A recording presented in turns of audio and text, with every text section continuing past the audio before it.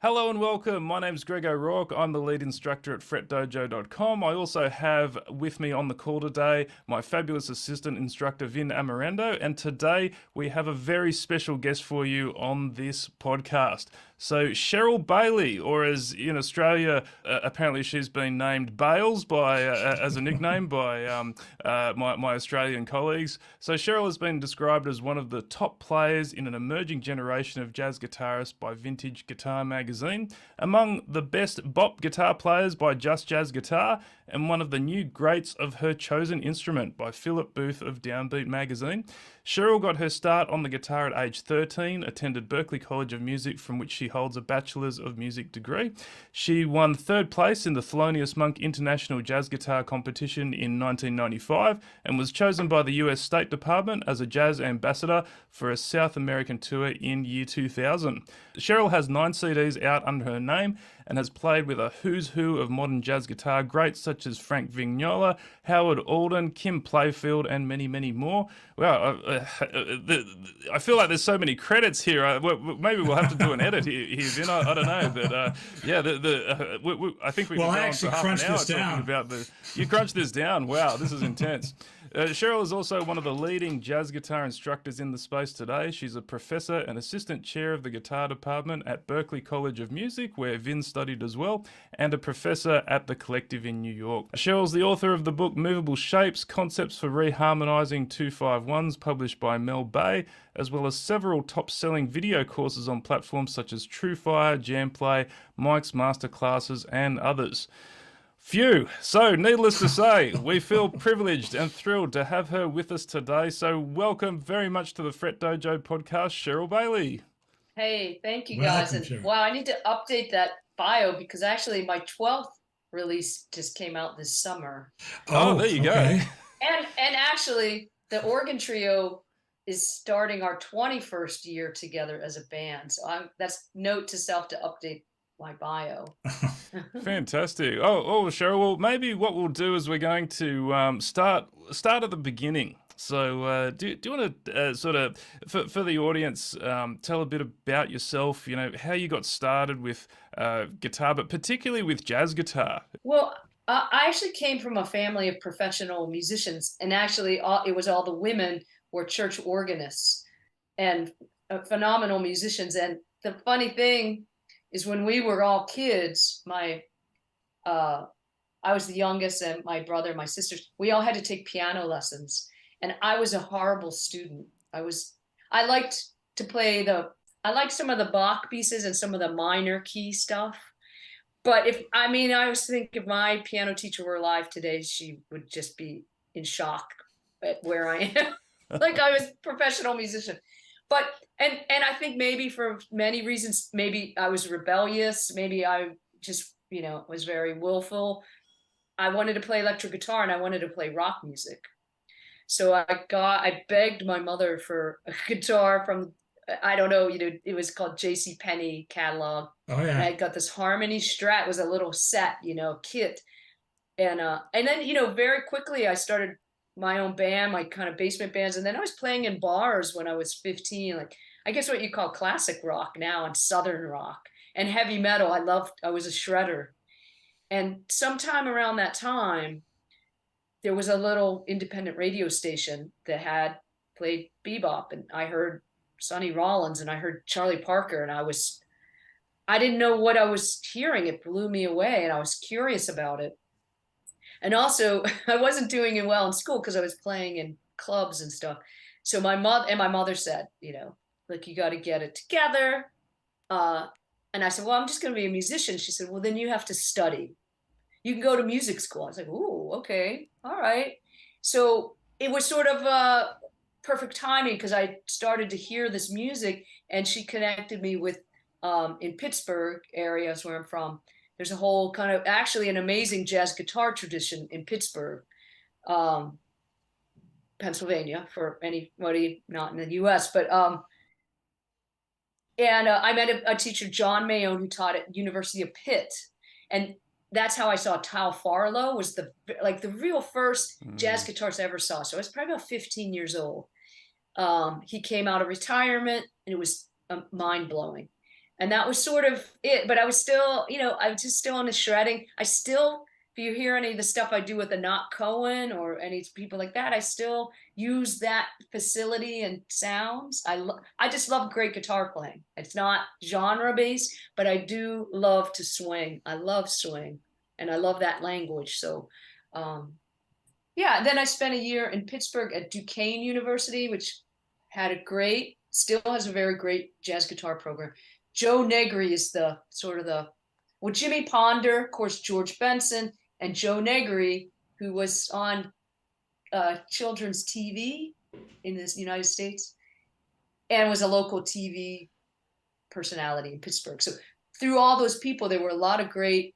I used to see Ella come through Pittsburgh when I was a kid, and Joe Pass, and I heard Herb Ellis, and I heard Count Basie. I mean, there was at the time, all those folks were really coming through Pittsburgh, and I was just eating it up. So then I went to Berklee after a year in Pittsburgh. I went to Berklee, and so that's kind of Wow. the basic beginnings of. Yeah, so you were kind of like swimming in the ocean of amazing music. It sounds like through those years. Yeah. Also, my mother it was incredible, was a great pianist. And so I was, yeah. I mean, when I was a kid, we had pianos and everyone played, and I'd go to my friend's house and they didn't have a piano, and I couldn't wrap my head around it. I was like, what do they do for fun? We were like a musical theater family, and we played together. And, maybe at the time when I was a teenager, I thought it was kind of corny, but now, when I look back, it was really beautiful thing that we did together as a family, to sing all the songs from South Pacific, or, The Sound of Music or something as a family. It was a beautiful thing. That's really interesting you say that. I had the great pleasure of studying composition for a while with Glenn Jordan. He did a number of film scores, but he was connected with Spud Murphy, the great arranger of the Benny Goodman lineup. And Spud said something very interesting to Glenn once, which was, or no, maybe it was Glenn that was saying he thought the reason there was so many great musicians back in those days was because they really didn't have much television or sort of other media to kind of just sit there and distract people all day. They had to find ways to entertain themselves, but beyond just kind of getting spoon fed things off the television. Yeah, it blew my mind actually when I went to college and I had to be in the madrigal choir.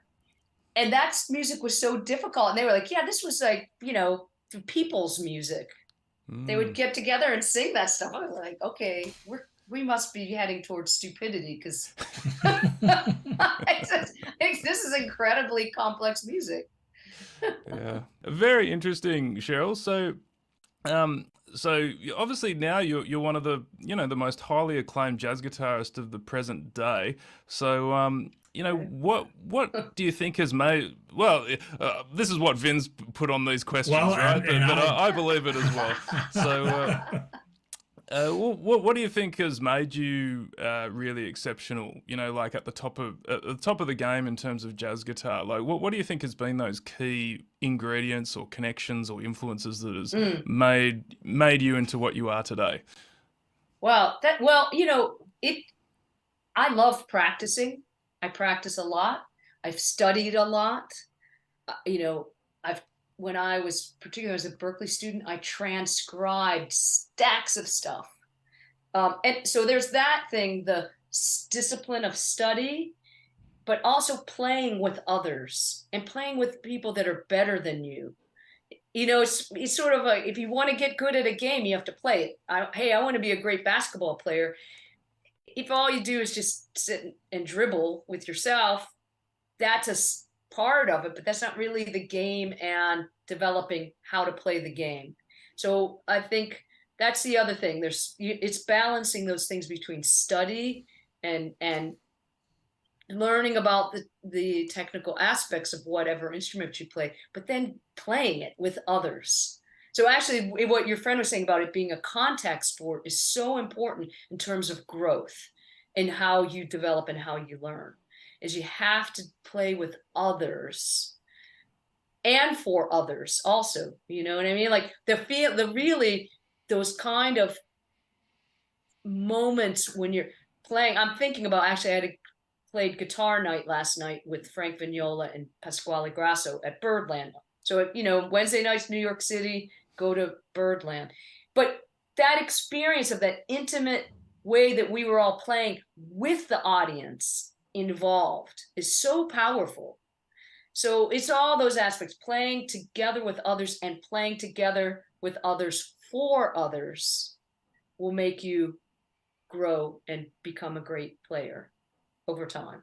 So, I mean, easier said than done. Obviously, we have to deal with our own fear and own inner voices that keep us from, first of all, even just the first part of having the discipline to sit down and study and work on our thing, and then all the voices and doubt and stuff that make it scary, or to play with others, like to play with people that are better than you. Right. So that, you know, that's, we could talk about that too, that, you know, all that's fascinating, just the whole process of developing musicianship. I think that's something that holds a lot of aspiring jazz guitarists back, or jazz players in general, is that sort of fear they're not good enough, you know, in terms of crossing the barrier. And sometimes it kind of is reinforced if you go to a jazz session and there's people that are kind of flexing on you a bit and sort of thing, you know, trying to kind of vibe you out. That, you know, like, have you ever sort of, or yourself or your students, experienced those situations? What would you say would be the best way to navigate that kind of circumstance? Yeah, I mean, that is difficult. I mean, things are changing, I think, a lot. I think people are consciously trying to create spaces to play together that, you know, are vibe free, but, you know, it's going to happen. You know, I don't know. I always say, what doesn't kill you makes you stronger. That's kind Yes. of the philosophy of living in Sink New or York. swim, Sometimes, right? Yeah. yeah, I mean, and there is something about that, because you do need a lot of strength, and I want to say ego, but I don't mean that in an obnoxious way, but you have to develop that ability. Well, my colleague David Tronzo, Professor David Tronzo, always says, "Who's my favorite guitarist? Me." If you don't have that forefront, then why are you going to take care of yourself and take care of all those things and put yourself in those situations? But I guess, you know, I'm not talking like big ego, like arrogance kind of thing, but like a strength that you have to develop in yourself. Exactly. It was interesting. I think I've read or seen an interview with Pat Metheny when he was saying something like, you know, what's the main thing he thinks about, you know, after he does an amazing concert, and he says, well, you know, I sit there and go, man, I really need to do some more practice, you know. So I think it's sort of that sort of feeling of, you know, needing things to be better affects all musicians at all levels. You know, it kind of, to a degree, I don't think it goes away. But as you say, you really need that self-confidence to be able to get yourself out there. You know. Yeah, I think it's a balance. I mean, you need that I guess that learning to not be I've given up being objective on my playing, and in some ways it's made me objective. Like, I don't take it personally, and I sometimes just listen, like, to myself if I'm, you know, analyzing a recording, and just listen to it as if I'm listening to someone else, not personally that. And I think that's important, to be able to separate yourself so you can go, hey, I have these weaknesses. I mean, everybody has weaknesses. Even Pat Metheny, he knows what he perceives as his weaknesses, or else he wouldn't keep practicing, right? He just hanging on the wall and say, hey, Mm. I'm it. I did True. That's right. So, well, let's kind of think. I'm going a bit off script here, Vin, but while we're on this topic, I'm thinking, when you're, let's say you have a student, Cheryl, and you're trying to get them to encourage to get out there a bit more and play. Like, what advice would you give to them to prepare, say, for not it. maybe a big concert or anything like that, but just going down to a local jam session or something? Like, how would one prepare themselves for that? That's a great question. You know, first thing I always say is just go to the jam session a couple times and observe it. See what tunes they play, because you always find certain groups of people call certain tunes. in certain cities call. So, there's just like a repertoire. So find out what tunes that they commonly play, find out who, just observe who's the leader and kind of check out the vibe. Does it seem friendly or is it vibey? Because if you want to go and it is vibey, just set yourself up for that. Like, don't take it personally. There's nothing personal about you. That's just the way these people are carrying on. But I think the main thing is find out what tunes to know, to come and be prepared so that when you get your chance to sit in, you're not freaking out because, oh my God, they called this head and I don't know it. So I think that's one, and maybe just get to know the people a little bit and they get to see you. So you start that relationship. So I think when you get to that chance to finally get on the bandstand, you'll feel a little bit more at home there. Yeah, it's like sort of classic networking techniques, isn't it? Really, like so firstly you need to get visible, and then once you're visible for a while in a group, then you get credible, and then you start to be able to kind of really make some great music and sit in and all that sort of thing. But you can't just sort of go in cold, like because that you're going into people's space. You got to kind of you got to warm up a bit, isn't it? Yeah, and just see how they, sometimes some jam sessions, they make you sign a list and they'll just go down the list. Sometimes they just call people up, just see the vibe and the feeling of it. But definitely find out, oh yeah, they like to play All the Things You Are. They like to play Stablemates, or they like to play Donna Lee, or they like, find out what ballads they like to play. And then you'll feel, okay, I'm going to learn those so I can have something to play when I show up. No, fantastic, great advice. Vin, do you have any other questions on that topic? Uh, not not on that particular topic. I've got a couple I'm kind of waiting Yeah, to go throw for in it. Go there. for it. Well, I know, Cheryl, in 2010, you had the tribute, Emily Remler tribute CD. Oh, yeah. Can you tell us how Yeah. that came about? Ah, well, that's interesting. Actually, I was playing at the 55 bar with my band, and Marty Ashby, who's the producer at MCG Jazz, which is a Pittsburgh label, believe it or not. But Marty's a fantastic Grammy award-winning producer and guitarist. And he was in New York and he popped in and he heard us play. And then he came up to me after the set, and I knew who he was. It was the first time we met, and he said, "Oh yeah, I want to do something with you." And I was like, "Sure, great, let's do it." And fast forward, maybe it took another year. I didn't hear from him, and then he brought me out to Pittsburgh to play a festival, and then we sat down and met about what to do. And he was very close with Emily. He and his brother Jay Ashby, who plays that incredible trombone solo on Emily's tune "East to West." And if anyone gets the CD, there's a picture of me next to this big oil painting of Emily, and that was on Marty's wall right behind him. And we were sitting like, "What should we do for this record?" And I looked up and I said, "Why don't we do something for Emily?" And he just lit up, and that was like, "Oh, that's what we're gonna do." So but I guess that's sort of also the story about you never know who's listening at a gig. Sure. Well, on that, I was reading an article, I believe it was Jazz Times, and it was about this tribute CD and yourself. It mentioned that you had actually met Emily and had taken a lesson from her. Yes, I'd I like did. to hear about that. Yeah, well, I actually even have the paper that she wrote on, which I share with my students all the time. She was in Pittsburgh. Well, that's how Marty got to know her, and she was very instrumental in Marty getting the gig at MCG Jazz. So it's just this funny, weird little connection. It was my first year at Berklee, and David Budway, who's an amazing, amazing pianist, and he's a Pittsburgh guy, calls me at spring break, and he said, "Hey, Emily's in town. Here's her number. Call her up for a lesson." And I did, and it was cool. She was a great teacher. I mean, she was a great player. She was a great composer. She was a great teacher. And I have all the sheets, and I use everything she taught me every freaking day. I mean, really everything. And I use everything she taught me with all my students. And we just hung out, and she was super cool. Like, she wasn't like looking at her clock like, "Oh, kid, come on." She was like, "Hey, let's play and let's play." And we hung out and played all afternoon. She was so giving, and just, it was a really positive experience. Very cool. She came to play at Berklee just right after that. So if you can find it on YouTube, which blew my mind because there was me and my friend Evelyn were the only two women studying guitar at Berklee. And Emily came and it was a concert and she played her freaking butt off with Sko, Mick Goodrick, and John Abercrombie. You can find it on YouTube. It's a little grainy, but I was at that concert and she was on fire. And then, you know, she was off drugs.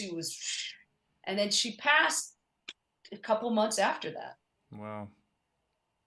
Yeah, no, it's very tragic what happened there. You know, a career cut short, a life cut short.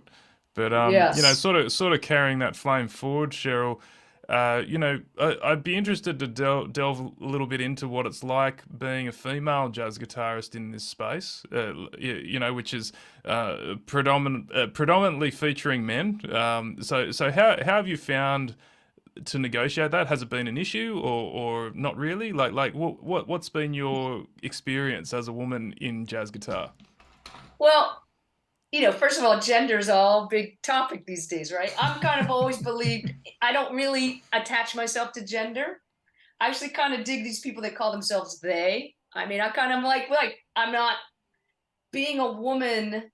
What the hell does that mean? What does it mean? It means something more maybe to other people than to me.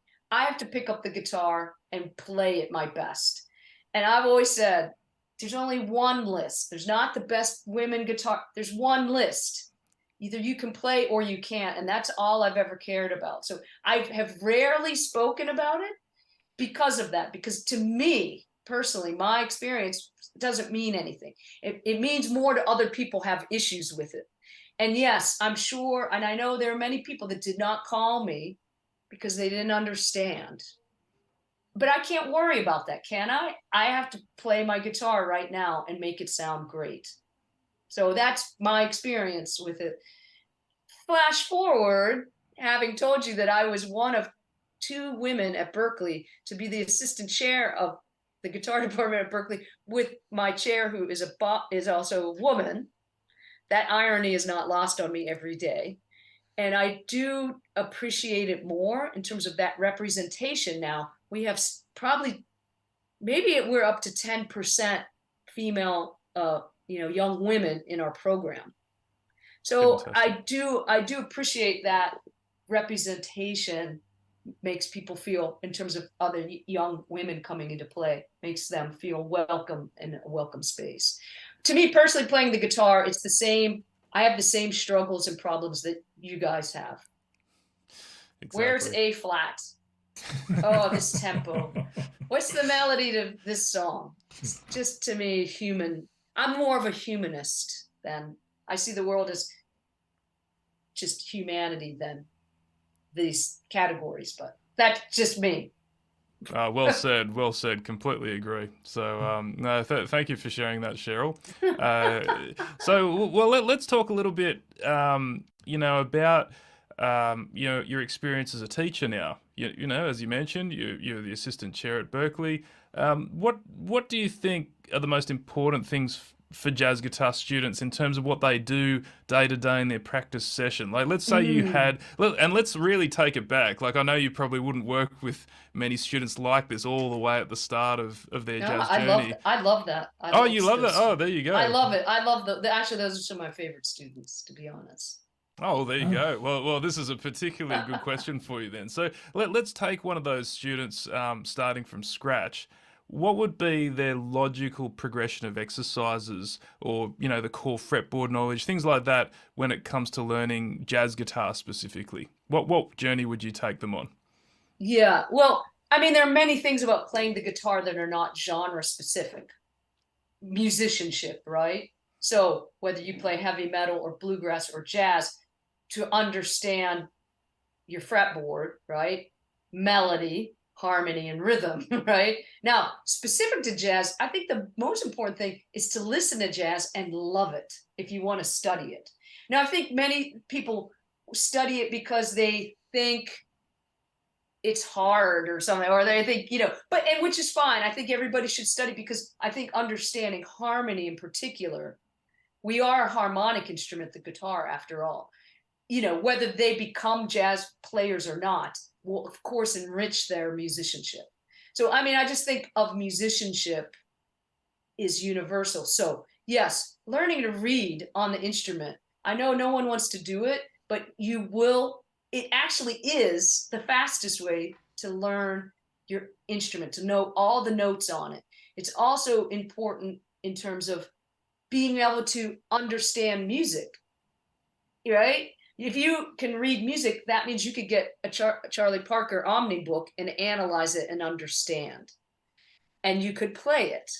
So it opens the door to the world of music, and it helps you notate it so that if you have ideas, you can share them with others. So I think that's a number one thing. And so many people are freaked out by it and scared of it. But you know what? Find a good teacher who just helps you work on your reading. And to be honest, all you need to commit to is 10 minutes daily to get started. And you'll just try it. Because if somebody said, you know, like, well, the year's going to pass either way. So if you don't work on it at all this year, next year you still won't be able to read. But if maybe you start working on it by next year, you'll actually be able to read something. So I think that's important. But, you know, I came out of actually the William Levitt books, the Berklee books. In fact, I'm not pushing this book, but it is, we just put out a book called Guitar Theory, which is the history of the Berklee guitar program, but also what we teach in our final exam. But that comes out of the core of that is really William Levitt. So a modern method for guitar, dry as a bone. There's nothing sexy or exciting about it. But if you really want to, if you really want to learn your fretboard and all your major scale fingerings, everybody's gone through it, can testify. Vin? Yes, it's thorough. It's thorough. Nothing if not thorough. That's what I'm saying. If it doesn't have to take up your life, but make it a little part of your life, and it'll help you. So we have, you know, scales to learn, you know, to learn the fretboard, and that's when we have harmony. So chord voicings, how to voice chords, how to voice lead, and also if you're talking about jazz guitar, rhythm guitar #1. Learn to lay it down. That's probably the note with what we call shell voicings. The root third seventh. Listen to Joe Pass. Listen to you know, anybody great. Bucky Pizzarella, all of them. To work on that, just swinging that quarter note and rhythm guitar. That's what I start with everybody. So that's the foundation. That's the heartbeat. That quarter note. Learning where that quarter note is. But then it gives you a way you can play through tunes. You can, you know, one of the things I start with students is this thing of working on good, solid rhythm guitar so that you can make your own rhythm tracks. So then you say, hey, I want to learn this song called Ornithology or Blues. It doesn't matter. You can make your own rhythm guitar tracks. And but in doing that, you learn the harmony and you become a great rhythm guitarist. If you become a great rhythm guitarist, you'll be able to get into the contact sport that we were talking about. You'll be able to play with others right away. But also, when you're playing rhythm guitar, if I'm playing rhythm guitar on a blues, B flat, E flat, B flat. Okay, when I'm soloing, guess what I'm thinking? B flat, dibba, E flat, zabba, B flat, dib boom, babba, baba, E flat. They're the same thought process. It's all connected. So I can tell, even some of these students at Berklee that play, by all means, they're advanced players, but I can tell within a measure whether they're going to be a good rhythm guitarist by the way they play the melody. It's connected, that foundation of the quarter notes. And then most of the time I know, oh, it's going to be a drag when I go to solo because the quarter note's not going to be there for me. So that to me is one of the most fundamental things to get together is that you're developing your feel and your sense of time and then harmonic rhythm. And then you can start to play tunes. You can start to learn tunes and play with others. That's the thing, isn't it? Because when you're at a jam session, probably 90% of your time is playing the rhythm anyway as a guitarist, you know, so the bar might be a bit lower. Well, obviously, no, it takes a lot of work to become a great rhythm guitarist, but in terms of being able to attend a jam session, maybe don't focus so much on the whole soloing thing. Just keep that to the basics, but really make sure your rhythm guitar is rock solid, yeah? Yeah, and it's going to make you a better soloist because you're going to know. I mean, jazz in particular is a music of syncopated rhythms, which means rhythms that are on the upbeat. But if I don't know where the downbeat is, how do I know where the upbeat is? That's what I'm talking about, like really locking that down. And I can tell that in even some of these quote unquote advanced students, they haven't worked on their quarter note, and so their syncopated rhythms are all over the place. They're not in the pocket and grooving. So it's always, to me, it's always going back to that fundamental. Myself, I love to play. I could be happy playing rhythm guitar just as much as I could be happy soloing. They're not separate to me. I don't. They're fun. They're both fun. Very interesting. No, that's great advice to make sure you write notes, guys. Who if you're listening to this podcast right now, because that was a real gem of wisdom right there. So let's move. Let's keep talking a little bit about some advice you'd give to budding students. Let's now talk specifically about improvisation, right? So you know, because that seems to be one of the big nuts to crack. You know, when it comes to jazz, is to feel confident improvising, feel prepared, and you know, to be able to kind of make something meaningful spontaneously. Like, so what advice would you give to a student? Let's say you had a student today. What advice would you give them in that regard when you're focusing mainly on improvising? Well, that's hard to say in a generic way. I mean, obviously, in, we're talking about a language, a very complex language, right? So the deeper, you know, and I always use that parallel. You know, if you wanted to learn French, there's a couple levels. Like, hey, I'm going to France next week. I need to learn some basics. Hello, how are you?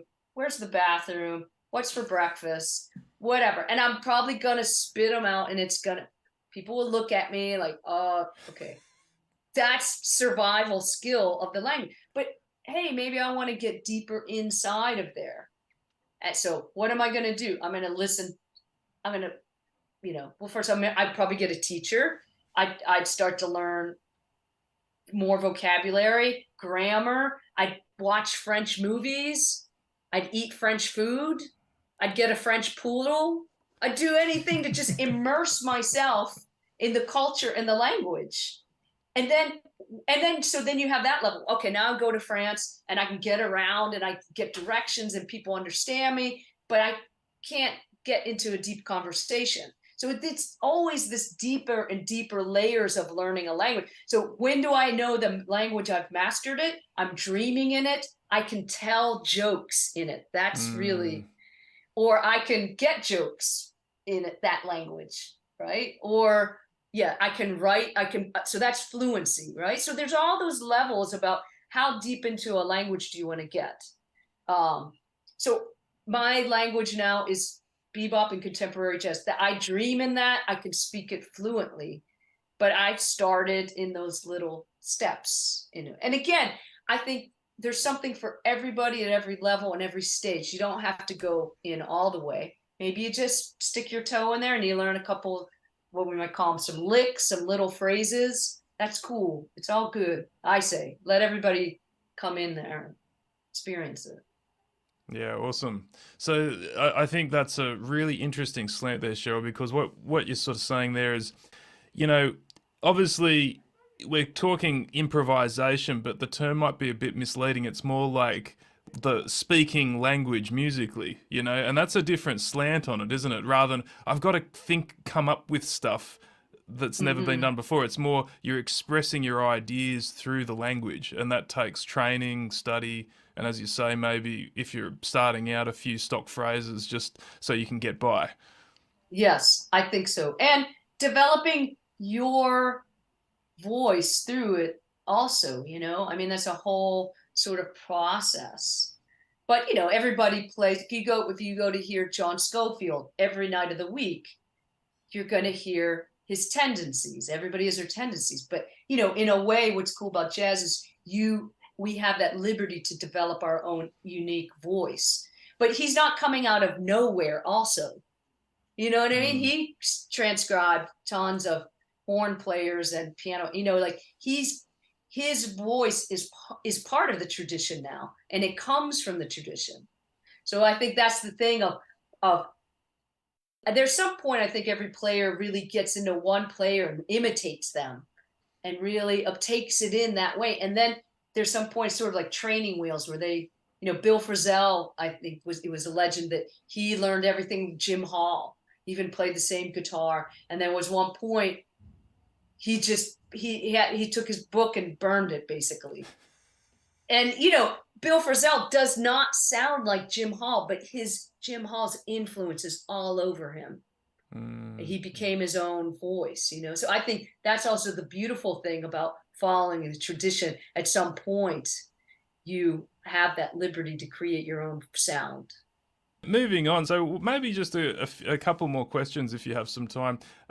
So I guess we might be going over things you've already covered, but even at a pro level, you know, what are the, or you know, regardless of level, maybe we'll just think about what you've seen over your career, especially teaching. What are the biggest mistakes and myths when it comes to learning jazz guitar or guitar in general? You know, like where do you find people even at a pro level wasting their time a lot on things that don't really matter, for example? Have you sort of come across anything like that?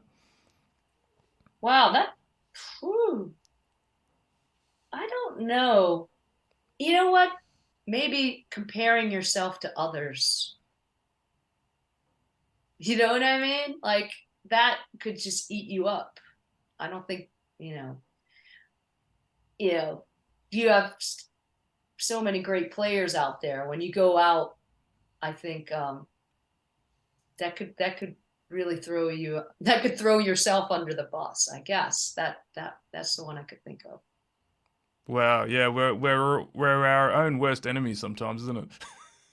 Absolutely. Well, I mean, I felt my journey moving to New York was that like you're so excited. There's so much music here and so many music, and you go out every night and you hear Mike Stern, then you hear Steve Cardenas, then you hear Peter Bernstein, then and then you're like, oh my God. And then you pick up your instrument and you're like, but I can't play like any of them.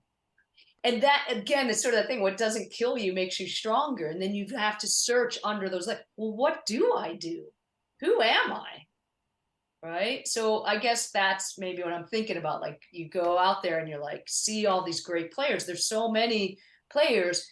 So finding, hopefully that instead of it eating you up, it'll bring you to that place of fine. Well, who am I? What do I do? For me, the way I found myself was through writing and playing with my own band. Because, you know, like you want to play, I would try to play like, you know, repertoire, Wes Montgomery. And then you'd be like, oh God, I don't sound like Wes. Well, you never will. There was only one, you know? So, and Wes wasn't trying to sound like anybody else. He was just doing his thing.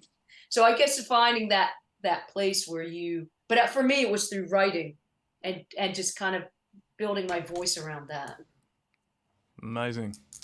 Fantastic advice. All right, and sort of, I guess following on from that, really, as a teacher now, like, and you know, we're instructing a lot of enthusiastic players all around the world. So for us teachers, how do you think we can help our students become the best musicians and jazz players that they can be? What advice would you give to teachers? Yeah, you know, the more and more that I'm around the planet and teaching, learning how to practice is the most important skill. And because again, that's universal. But, you know, so I'm talking about fundamentals, posture, relaxation, breathing, technique, like the physicality of playing the instrument and developing that. And also, how do you use your time when you practice?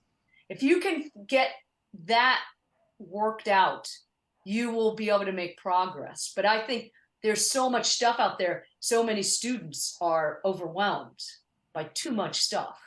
So I think it's being able to sit with a student and help them craft their pathway of what goals are important to what they are doing right now. Because of course, that's going to change. What you practice, Greg, and what you practice and what I practice are all different because we have different weaknesses, we have different goals, we have different things going on. So our students do too. So I think it's a matter of being able to connect with them and zero in on that and helping them. It's kind of like teach a man how to fish.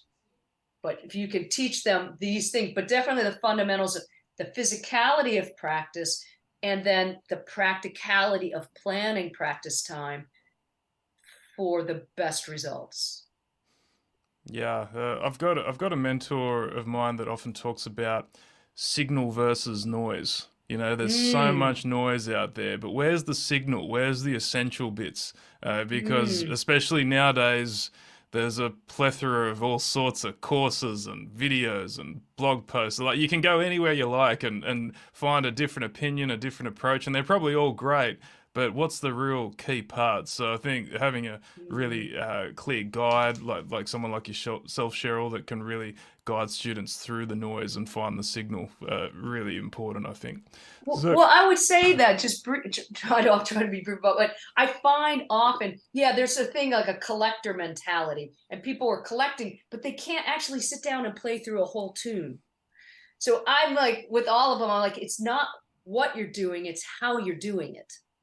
They kind of they don't have their left hand or whatever. It's not speaking. The notes aren't speaking. Their posture, they're not breathing. I'm like, hey, let's work on playing this really well and building a foundation. Like in terms of like even that stuff, like going back to your rhythm guitar and just accomplishing that and build from that. And don't worry about collecting all the things. Just work on play, or even if it's like working on your technique, like playing a scale with, nice and legato and connected, and your time's good. That's an accomplishment. You've accomplished something. I think there's an old kind of proverb from India, I think, where like imagine you had a concrete block, right, and then you get a big bucket of water and you just pour the whole bucket of water on top of the block, and the water just splashes off everywhere. But let's say you just have a little drip, just kind of going one at a time onto the block. Over time, eventually, it'll actually make a hole through the rock. But splashing a whole bunch of water on top won't do much. That's great. Oh, I love that. I'm stealing that. Yeah, no worries. So Sheryl, before we wrap up, is there anything you'd like to share with our audience in terms of, recordings or sure. Any programs or anything like that you'd like to talk Sure. about? Or... Well, I'll tell you one thing. This just came out. It's actual vinyl, and it's my band, my quartet with Harvey S. and Neil Smith and Mickey Hayama. So it's available on vinyl and digital download via me. So I'm kind of trying to take back the ownership of my art, right? So you can get it on my webpage, but you can get it for free on YouTube. And so check it out because it's a series of each cut, and then kind of the next video is story about it, kind of a lesson, or maybe story about how did we record this, how did we think of it. So that's on my YouTube. So you can hear the whole thing and learn about the thing on my YouTube page, which is just Sheryl Bailey. I do have many courses available through Truefire and my own artist channel there. It's a subscriber-based thing. And you can study with me, private lessons. It's kind of the only way that I'm teaching these days.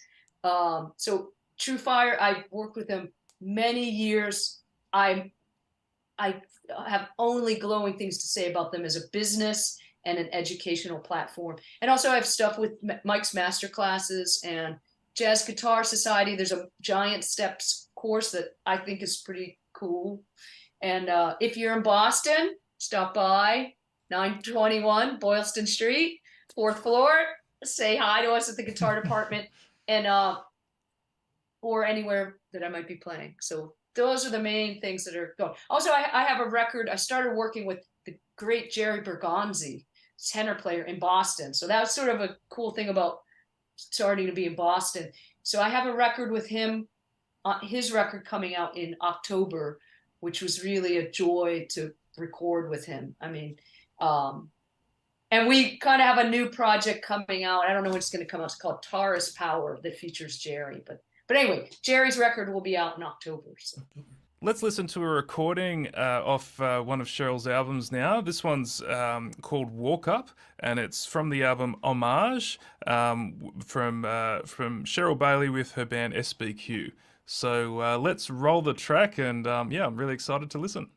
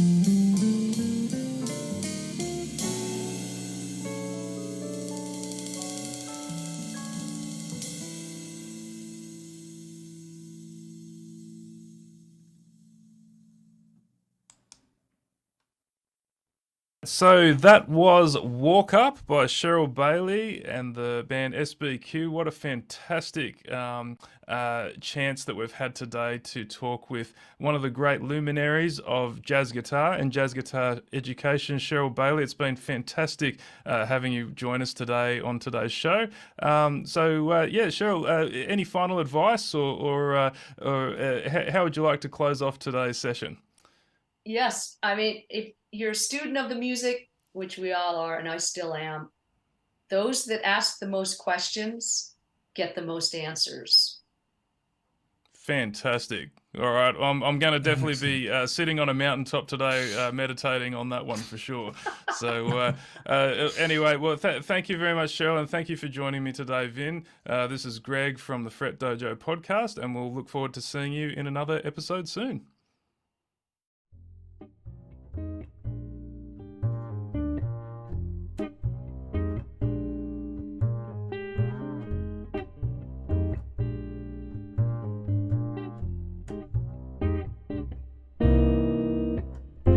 And for more jazz guitar lessons, tips, and free stuff, visit www.FretDojo.com.